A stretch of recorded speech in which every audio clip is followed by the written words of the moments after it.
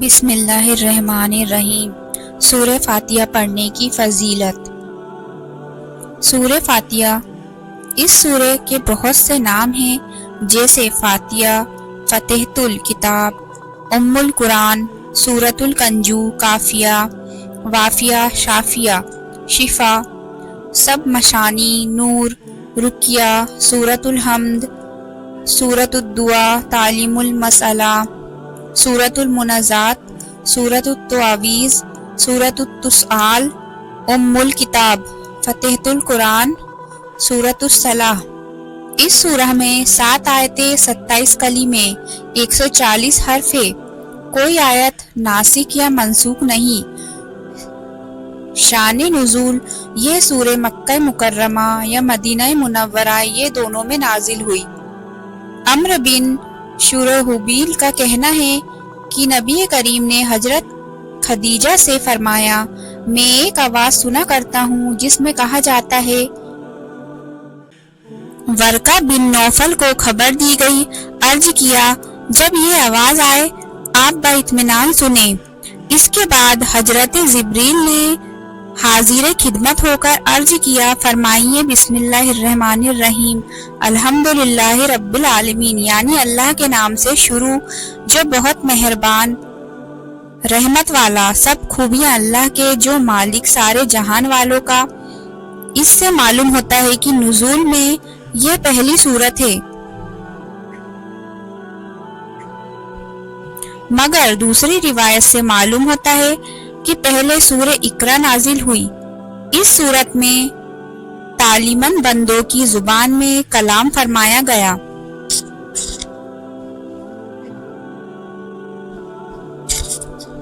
نماز میں اس سورت کا پڑھنا واجب یعنی ضروری ہے۔ امام اور اکیلے نمازی کے لیے تو حقیقت میں اپنی زبان سے اور متدی کے لیے امام کی زبان سے صحیح حدیث میں ہے کہ امام کا پڑھنا ہی اس کے پیچھے نماز پڑھنے والے کا پڑھنا ہے۔ قرآن شریف میں امام کے پیچھے نماز پڑھنے والے کو خاموش رہنے اور امام جو پڑھے اسے سننے کا حکم دیا گیا ہے۔ اللہ تعالیٰ فرماتا ہے کہ جب قرآن پڑھا جائے تو اسے سنو اور خاموش رہو۔ مسلم شریف کی حدیث ہے کہ جب امام قرآن پڑھے تم خاموش رہو، اور بہت سی حدیثوں میں بھی اسی طرح کی بات کہی گئی ہے۔ جنازے کی نماز میں دعا یاد نہ ہو تو دعا کی نیت سے سورہ فاتحہ پڑھنے کی اجازت ہے۔ قرآن پڑھنے کی نیت سے یہ سورت نہیں پڑھی جا سکتی۔ سورۃ الفاتحہ کی خوبیاں۔ حدیث کی کتابوں میں اس سورت کی بہت سی خوبیاں بیان کی گئی ہے۔ حضور صلی اللہ علیہ وسلم نے فرمایا، تورات و انجیل و زبور میں اس جیسی سورت نہیں اتری۔ ایک فرشتے نے آسمان سے اتر کر حضور صلی اللہ علیہ وسلم پر سلام عرض کیا اور 2 ایسے نوروں کی خوشخبری سنائی جو حضور صلی اللہ علیہ وسلم سے پہلے کسی نبی کو نہیں دیے گئے۔ ایک سورہ فاتحہ اور دوسرا سورہ بقرہ کی آخری آیتیں۔ سورہ فاتحہ ہر بیماری کے لیے دوا ہے۔ سورہ فاتحہ 100 بار پڑھنے کے بعد جو دعا مانگی جائے اللہ تعالیٰ اسے قبول فرماتا ہے۔ استعاذہ، قرآن شریف پڑھنے سے پہلے اعوذ باللہ من الشیطان الرجیم، اللہ کی پناہ مانگتا ہوں بھگائے ہوئے شیطان سے، پڑھنا پیارے نبی کا طریقہ یعنی سنت ہے۔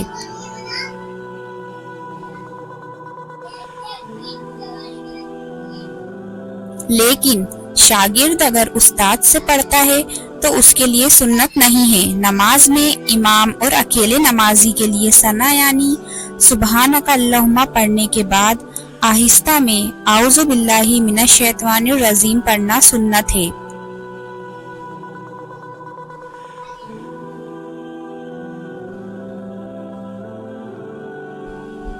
تسمیہ، بسم اللہ الرحمن الرحیم، قرآن پاک کی آیت ہے، मगर सूरह फातिहा या किसी और सूरत का हिस्सा नहीं है। इसीलिए नमाज में जोर के साथ ना पढ़ी जाए। बुखारी और मुस्लिम में लिखा है कि प्यारे नबी अपनी नमाज अल्हम्दुलिल्लाह रब्बिल आलमीन यानी सूरह फातिहा की पहली आयत से शुरू करते थे।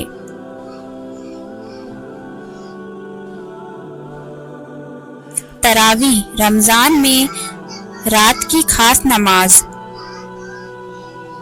में जो खत्म किया जाता है उनमें कहीं एक बार पूरी बिस्मिल्लाह जोर से जरूर पढ़ी जाए ताकि एक आयत बाकी ना रह जाए। कुरान शरीफ की हर सूरत बिस्मिल्लाह में शुरू की जाए सिवाय सूरह बराआत या सूरह तौबा के। सूरह नम्ल में सजदे की आयत के बाद जो बिस्मिल्लाह आई है वह मुस्तकिल आयत नहीं है बल्कि वो आयत का एक टुकड़ा है। इस आयत के साथ जरूर पढ़ी जाएगी। आवाज से पढ़ी जाने वाली नमाजों में आवाज के साथ और खामोशी में पढ़ी जाने वाली नमाजों में खामोशी के साथ से हर अच्छे काम की शुरुआत बिस्मिल्लाह पढ़कर करना अच्छी बात है। बुरे काम में बिस्मिल्लाह पढ़ना मना है। सूरह फातिहा में क्या क्या है?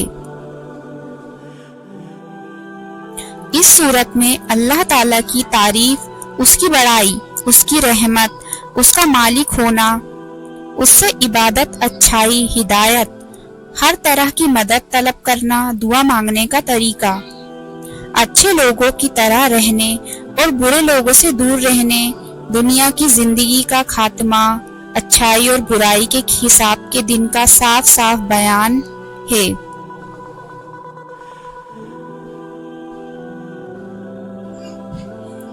हम्द यानी अल्लाह की बड़ाई बयान करना।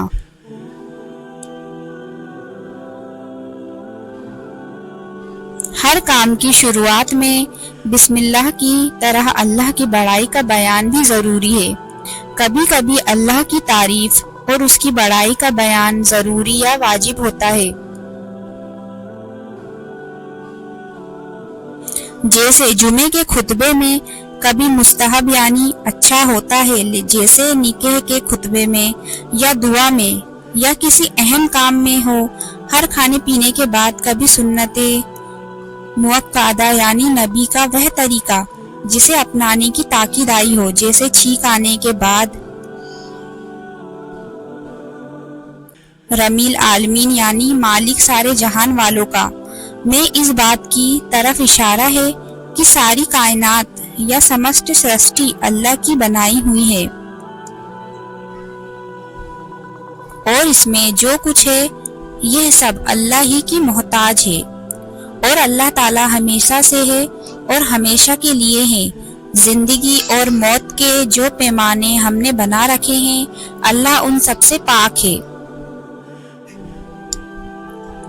वह कुदरत वाला है।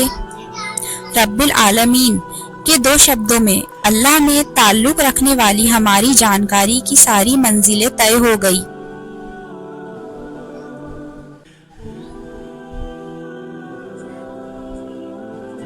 मालिक यौमिद्दीन यानी इंसाफ वाले दिन का मालिक में यह बता दिया गया है कि अल्लाह के सिवा कोई इबादत के लायक नहीं है, क्योंकि सब उसकी मुल्क में है और जो मखलूक उसकी मुल्क में होता है उसे पूजा नहीं जा सकता। इसी से मालूम हुआ कि दुनिया कर्म की धरती है और इसके लिए एक आखिर यानी अंत है।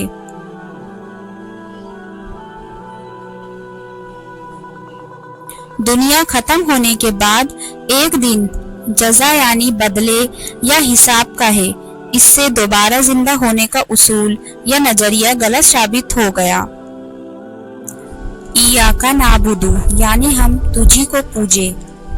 अल्लाह की जात और उसकी खूबियों के बयान के बाद ये फरमान इशारा करता है कि आदमी का अकीदा उसके कर्म में ऊपर है और इबादत या पूजा पाठ का कबूल किया जाना अकीदे की अच्छाई है। इस आयत में मूर्ति पूजा यानी शिर्क का بھی رد ہے کہ اللہ تعالیٰ کے سوا عبادت کسی کے لیے نہیں ہو سکتی۔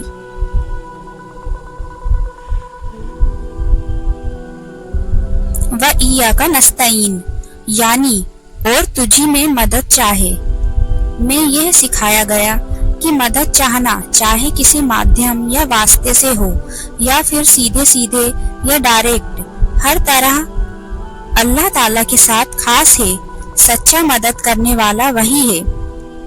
باقی مدد کے جو ذریعہ یا مادھیم ہیں وہ سب اللہ ہی کی مدد کے پرتیک یا نشان ہیں۔ بندے کو چاہیے کہ اپنے پیدا کرنے والے پر نظر رکھے اور ہر چیز میں اسی کے دست قدرت کو کام کرتا ہوا مانے۔ اس سے یہ سمجھنا کہ اللہ کے نبیوں اور ولیوں میں مدد چاہنا شرک ہے، ایسا سمجھنا غلط ہے، کیونکہ جو لوگ اللہ کے قریبی اور خاص بندے ہیں ان کی امداد در اصل اللہ ہی کی مدد ہے۔ اگر اس آیت کے وہ معنی ہوتے جو وہابیوں نے سمجھے تو قرآن شریف میں آئینونی وی قوتن اور استعینوا بالصبر والصلاح کیوں آتا اور حدیثوں میں اللہ والوں میں مدد پانے کی تعلیم کیوں دی جاتی؟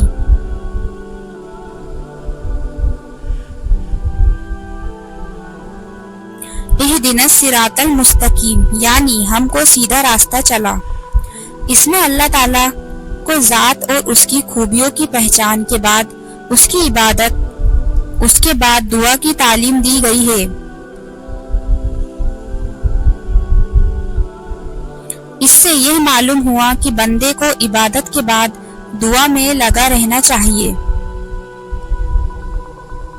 حدیث شریف میں بھی نماز کے بعد دعا کی تعلیم دی گئی ہے۔ صراط المستقیم کا مطلب اسلام یا قرآن یا نبی کریم اللہ کے درود اور سلام ان پر کا رہن سہن یا حضور کے گھر والے اور ساتھی ہے۔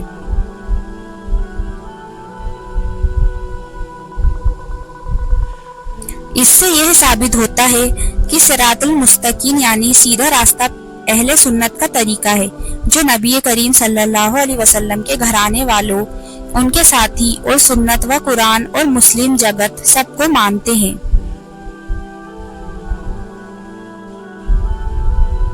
صراط الذین انعمت علیہم یعنی راستہ ان کا جن پر تو نے احسان کیا۔ یہ پہلے والے واقعے یا جملے کی تفسیر یعنی وورن ہے کہ صراط المستقیم سے مسلمانوں کا طریقہ مراد ہے۔ اس سے بہت سی باتوں کا حل نکلتا ہے کہ جن باتوں پر بزرگوں نے عمل کیا وہی سیدھا راستہ کی طرف میں آتا ہے۔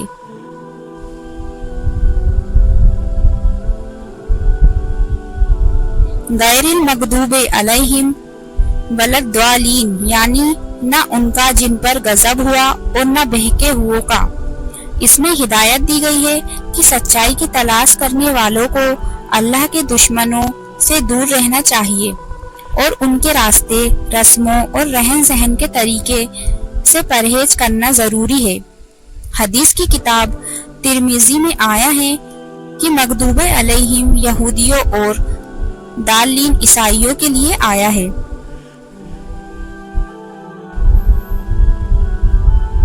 سورہ فاتحہ کے ختم پر آمین کہنا سنت یعنی نبی کا طریقہ ہے۔ آمین کے معنی ہیں ایسا ہی کر یا قبول فرما۔ یہ قرآن کا شبد نہیں ہے۔ سورہ فاتحہ نماز میں پڑھی جائے یا نماز کے علاوہ اس کے آخر میں آمین کہنا سنت ہے۔ حضرت امام اعظم کا مذہب یہ ہے کہ نماز میں آمین آہستہ یا دھیمی آواز میں کہی جائے۔ اللہ رب العزت ہم سب کو پیارے نبی صلی اللہ علیہ وسلم کی سنت پر عمل کرنے کی توفیق عطا فرمائے، آمین۔ خدا حافظ۔